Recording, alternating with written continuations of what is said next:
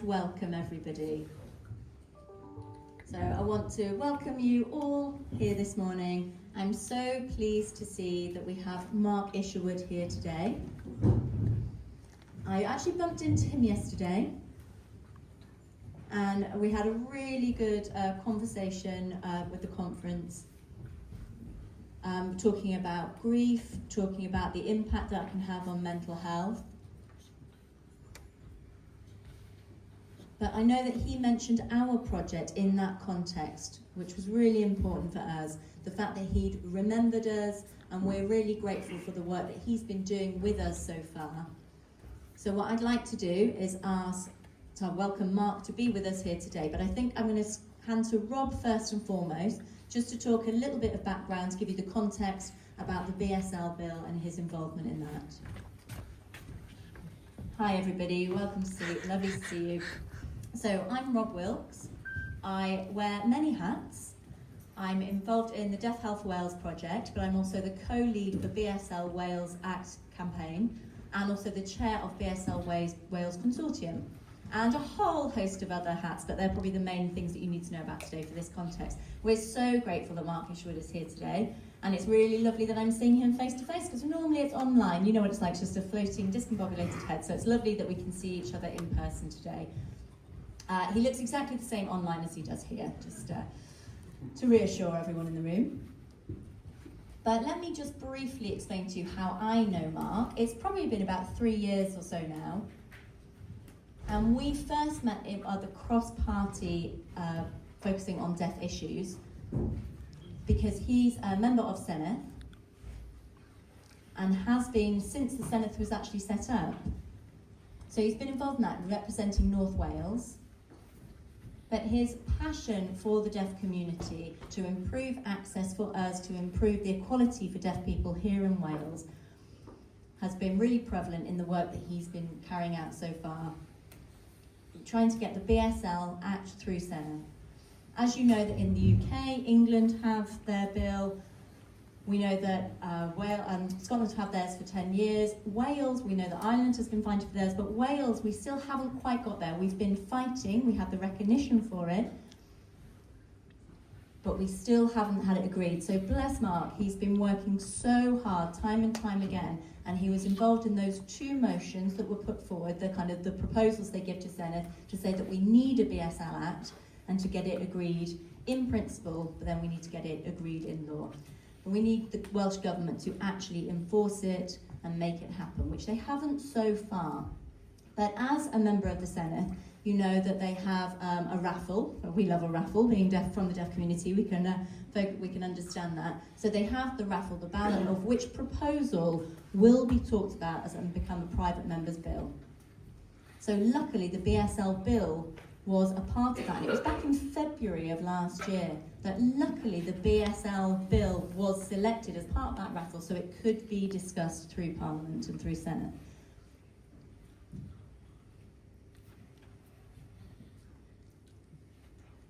So now you may wonder what is happening currently with the bill. It goes out to consultation. No, actually, hang on, let's go back. It firstly goes through Senedd, and they have to decide whether it will continue or not. So I think as of June, that was voted on to say that it would go through. But actually, initially, the Welsh Government rejected it, which of course was very frustrating for the deaf community. So the deaf Welsh community then were galvanised to fight against that. But also, Mark was having these conversations as well with Jane Hugg, the Minister of Social Justice, and brought her into conversations as well, and also recognised that if it was going out to consultation, we had to get lots of views back to fight the case, to say that actually, yes, the deaf community in Wales do need a BSL Wales Act. So it goes through the various different Senedd proposal, it goes through committee, it goes through scrutiny, and lots of us in the room today have actually given evidence at these scrutiny committees to state why we need to have a BSL bill.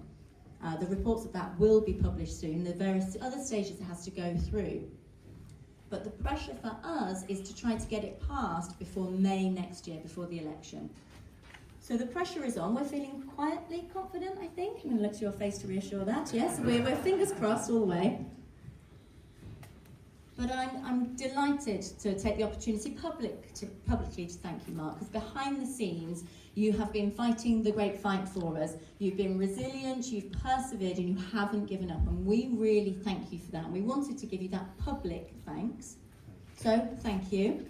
Let me pass over to Christopher now for a few words. Organised at this point. Hello, everyone. It's very nice to see all of you. So I have the privilege and the honour of standing in front of you and talking to you about the Deaf Health Wales project. But to be quite honest, as a project, there are so many members of this team who are currently here in this room right now. 2 members of the Deaf Health Wales project are with me on stage. Others are scattered throughout the room. You will know and see us through the next 2 days because we will have badges and lanyards identifying as such. The Deaf Health Wales project is a deaf-led research project that's looking to address issues with respect to the health and well-being of the deaf community in Wales. Our project begins with the assumption, with the position, that deaf voices and deaf involvement are integral to providing solutions to a number of the issues facing the deaf community. And in that sense, our project, we call it being deaf-led because it is. I encourage you to take a look at the mission statement that we put forward. Our meetings and our approach, we have deaf members, deaf colleagues on the project that inform us with respect to lived life experience, with best practices, and so forth. And we have hearing members on the team who are providing a certain level of sort of technical expertise and knowledge behind the scenes. And together we're both committed, where the hearing members are learning from the deaf members and the deaf members are helping to inform and to teach the hearing members about issues and practices with respect to working with the deaf community. It is a unique opportunity. We pride ourselves on being deaf-led. It's the first project of its kind that I'm aware of. And it is a unique opportunity to work together and to work with members of the community. This is a project that has been going on for the past year. This is sort of our official launch, even though we've been working behind the scenes. It's taken a lot to get to this point. We are committed to producing materials, everything we will produce in BSL, in Welsh, in English. We are a trilingual approach. It's important to who we are and what we do. And we look forward to working with you over the next couple, introducing ourselves to you over the next couple days, and hopefully engaging with you in a lot of our community-based events. We have research projects going on in 6 different areas, and you will hopefully be updated by our social media channels and our social media experts such as Safin, who's busy recording this right now, in the near future. So that's who we are. I'll turn it over to Mark. Hello. Thank you very much for inviting me to be here today. Christopher, Rob, Paul, and the Deaf Health Project, and all of you. I'm not deaf. I'm not a BSL signer, but I do have hearing loss. My father had hearing loss. My sister, my only sibling, has hearing loss. My oldest daughter lost her hearing in her teens and now has a cochlear implant. My oldest son wears hearing aids. So we don't have your experience, but we do all know what it's like to be disrespected because of our hearing loss and the challenges that we encounter on a smaller scale than you, but nonetheless, which often generate the wrong responses from people, but thankfully also sometimes the right ones. In 2018, I attended what was then an annual conference at Bangor University called Lend Me Your Ears, and it was held for people living in North Wales who were deaf or had hearing loss and their families. And that particular year, the speakers, almost all of whom were BSL signers, several of those were academics, focused on the Scottish Act and called for a Welsh Act. I was the only politician there, and I was already chairing the cross-party group on deaf issues in the Senedd of the Welsh Parliament. So I brought that message back and started the campaign in parliamentary level. That led to a vote right at the end of the last Senedd term, which Rob referred to, where they agreed to the principle of bringing forward the bill. But then we had an election, and we had to start again with a new parliament, so I had to wait for the next ballot and had a debate on the same subject, and again the Senedd voted in favour of the principle. But as Rob explained, I then had to wait for that ballot to actually introduce the bill.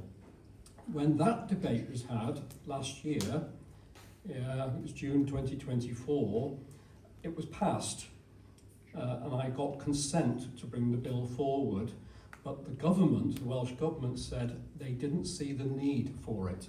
So although I had the permission from the Parliament to take it forward, which started a 12-month process, including the consultation, which I hope some of you took part in, we still didn't have the Welsh Government's support, which meant that when we brought it back in June this year, at the next stage, they could have voted it down.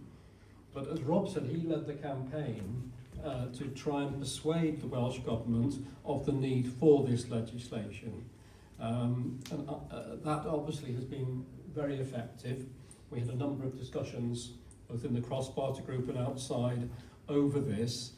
I also told Jane Hutt, the Cabinet Secretary, that this bill was too important to lose, even if it meant some compromise. And that led to my first meeting with her. And their major concern was the cost of having a commissioner. So the compromise was to have, when we got agreement from Welsh Government, to a BSL advisor, a statutory BSL advisor, who must be a BSL signer themselves. And we also got agreement to then appointing an assisting panel, a panel to assist the advisor. And the intention, the hope is that that will be comprised of people with lived experience, signers and others who have lived experience and fully understand and are engaged with your communities across Wales. So, as I said, the bill itself was formally launched in June with the Welsh Government's support and the support of the Counsel General in the Welsh Government, who manages the legislative timetable. So she has agreed that this bill will be given time before the election to be completed, notwithstanding any unexpected things happening. So that's gone to 3 parliamentary committees. I won't bore you with naming them all. I've had to give evidence to all 3 as a witness, supported by a brilliant team in the Senedd. And their recommendations are now coming to me, the things they would like to change or add to the bill, and that will lead to a debate on the 17th of December, which you may want to watch, not on whether or not to accept the bill, but on the initial recommendations received from the committees.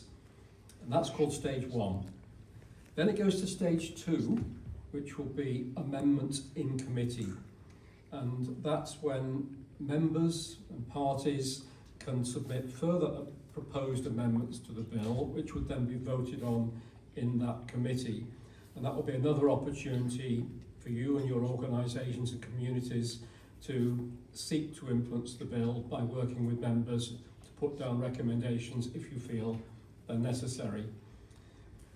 Then it goes to stage 3 in the Assembly or in the Parliament, it's the Senedd chamber, the Chambra, and that's a vote on amendments in the full parliamentary chamber, which will be passed or voted against according to the day, usually on the basis of the government whip. So if the government whips its members not to support amendments, they will fail, and vice versa. Although numbers are so narrow at the moment between the opposition and government parties, anything could happen. But the goal is to keep this consensual. The goal is to keep this above party politics, as in Scotland, as in England, and take it forward with full cross-party support. After stage 3, stage 4 is a formal vote in the chamber on the final bill, and then it goes off for royal assent, and then we have the Act. So that's where we're at. Fingers are crossed, and hopefully before dissolution in April the 7th next year, we will know that the bill has been approved.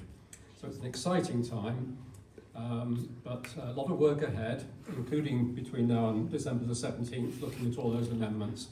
But we'll continue until we've done this thing, because it must be done. We cannot be the only UK nation without equivalent legislation. And although our bill won't do everything you want, it will enable things to improve in the future by imposing a duty on public bodies to promote and facilitate BSL. And it will be stronger than the bills in Scotland and England because of the statutory roles of the advisor and the assisting panel. So it's been a privilege to chair the cross-party group on deaf issues for so many years, and an honour to take this bill forward, working with these great people who are tenacious, as you probably know, determined, and ensure that your voices continue to be heard in the Senedd. Thank you very much. Thank you. And so, on behalf of the Deaf Wales Project, thank you so much. This is just a token of our appreciation, something pretty for you to put on your mantelpiece at home and think of all the thanks for the work done. Diolch yn fawr. Lovely. Thank you very much. Thank you. I shall put that up. And thank you for all for coming as well. I know you have a programme to follow for Deaf Gathering. Oh, sorry. Thank you all for coming for this. We appreciate this was kind of a little intervention in your programme for today, but yeah, we'll let you get back to it and enjoy. Thank you.